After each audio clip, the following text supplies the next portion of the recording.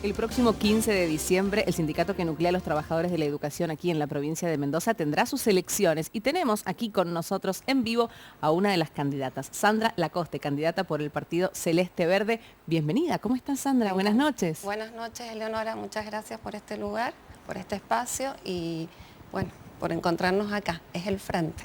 Gracias por estar aquí y bueno, de parte de este frente que busca liderar el sindicato, ¿qué propuestas en concreto tienen para que los trabajadores de la educación que están allí del otro lado elijan definitivamente votarlos? Bien, en primer lugar, dejar en claro que este frente es plural, diverso y amplio. Esta pluralidad y esta diversidad nos permite manejarnos y consensuar hacia adentro sin tener que dar respuestas a otro espacio que no sea el propio SUTE o el propio sindicato o a nuestros representados. ¿Qué quiere decir esto? Que no tenemos que hacer no tenemos que tomar ninguna decisión concreta que nos lleve a un partido político determinado, ¿sí? No dependemos de ningún partido determinado. Esto nos pone en un lugar de autonomía para nuestras decisiones, ya sea a través de las escuelas, de las decisiones internas de las escuelas, delegadas y delegados, y de nuestros espacios plenarios. Nuestras propuestas concretas giran alrededor de 5 ejes. El eje gremial, que por supuesto, en primer lugar, tenemos que tratar de sentar al gobierno en una mesa paritaria para poder negociar sobre nuestros acuerdos, sobre nuestros salarios, que están muy deprimidos, y tanto de docentes como de celadores. Por otro lado, nuestra propuesta gira en el eje social, donde se ha visto en estos últimos años, no se han visto políticas sociales claras, como por ejemplo el facilitar un lote o una vivienda, el poder dar respuestas a través del turismo. El trabajador de la educación y la trabajadora también se merecen esta recreación y turismo, el turismo que nos hace bien, ¿sí? Renovamos energía para volver al grado. Otro de los ejes nuestros es el previsional, donde es sumamente significativo poder estar al lado de la compañera y el compañero jubilado que esté por jubilarse o ya en ese estado de pasivo, donde también acompañamos desde la recreación, la socialización y también todo lo que esté relacionado con la parte previsional. Por otro lado, el eje formativo, que es el más fuerte de todos estos ejes. Si nosotros somos parte de un gremio de educadores, imagínate lo significativo que es para nosotros poder formarnos de manera permanente y así sostener la pedagogía de manera actualizada en cada aula y a su vez también la formación sindical. ¿Por qué la formación sindical? En estos últimos años se ha debilitado el esquema de delegadas y delegados dentro del sindicato. Cada delegada y delegado es ese bracito que nos permite a nosotros estar cerca de las escuelas y con cada afiliada y afiliado para poder responder y mejorar esas condiciones laborales. Sandra, nombraste los 5 ejes. Sí. Con respecto al primero, hablabas de la necesidad de sentarse a negociar en el marco de paritarias. ¿Cómo se sienta un sindicato a negociar en paritarias frente a un gobierno provincial que ha dado aumentos por decreto, que ha evitado paritarias? Digamos, es complicado. ¿Cómo se sienta además un sindicato en el marco, por ejemplo, de un ítem aula, en donde uno pierde la posibilidad de una protesta, una huelga? Bien, si bien el ítem aula ha sometido, ¿sí?, al gremio a nivel, digamos, docente, porque fíjate que no atañe a los celadores, sino que específicamente a los docentes, esto nos lleva a ser mucho más creativos para poder mostrar este descontento. ¿Cómo podemos hacer posible sentarnos allí? Porque si ganamos el 15 de diciembre, ¿sí?, tenemos capacidad de diálogo, lo hemos demostrado años anteriores, y comenzaríamos con esta formación en el interior de cada escuela, ¿sí?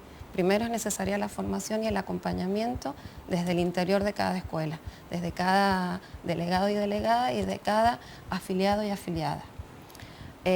Construir desde adentro, ¿sí?, para poder presentarnos fuertemente ante este gobierno que se dice del diálogo, de la apertura, pero llevamos 4 decretos continuos y donde no vemos mejoras en las condiciones salariales. Es un arduo trabajo, pero no creemos que sea imposible. Años atrás lo hemos podido hacer y creemos realmente que tenemos capacidad para poder lograrlo nuevamente.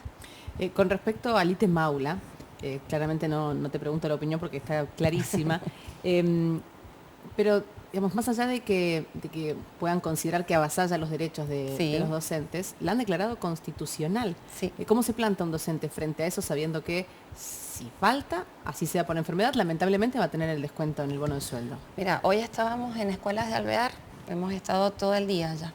En escuelas de Alvear yo les comentaba esto a los docentes. El Poder Ejecutivo lo decreta, el Poder Legislativo le da fuerza de ley y el Poder Judicial lo termina sentenciando a favor. Entonces, cuando vos ves tanto poder en una misma provincia, en un mismo gobierno, bueno, creo que tenemos que empezar a ver otras formas de dialogar, ponerlo otra vez en agenda, visibilizarlo, no naturalizarlo, porque cuando naturalizamos ese ítem entramos en otros conflictos, como nos suele pasar a veces en las escuelas, y esto nos volver a visibilizar, volver a hablar con cada uno de los legisladores que ahora van a asumir, ¿sí?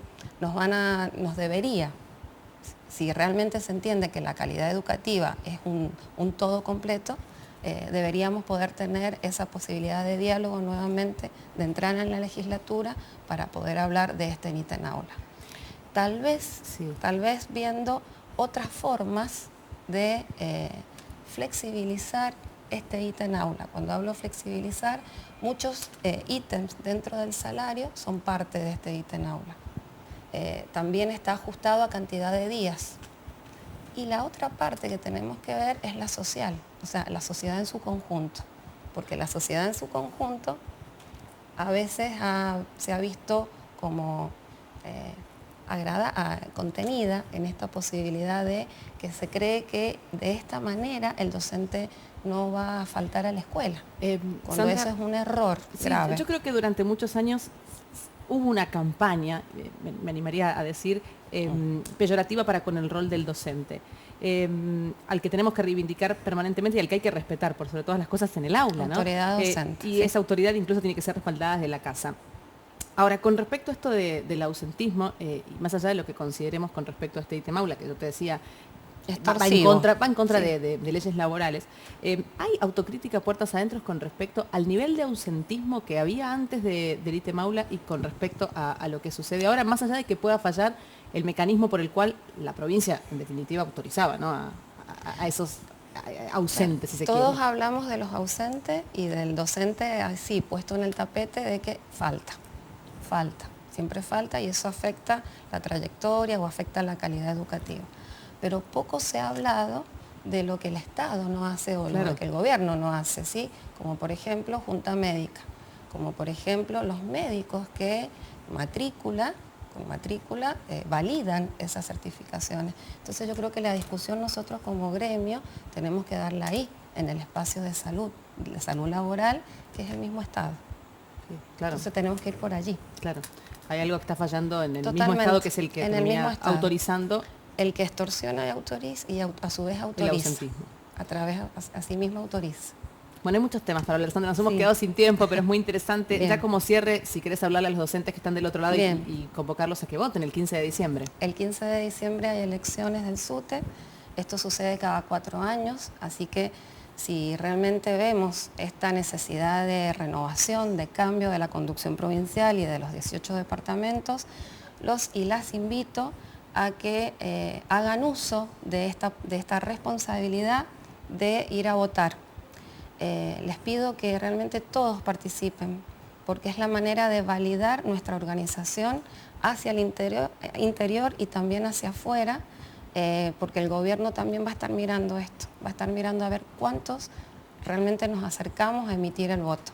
Así que convoco a todos los docentes y celadores el 15 de diciembre a votar. Además, si nos quieren elegir, la lista 1 seguro que es la mejor.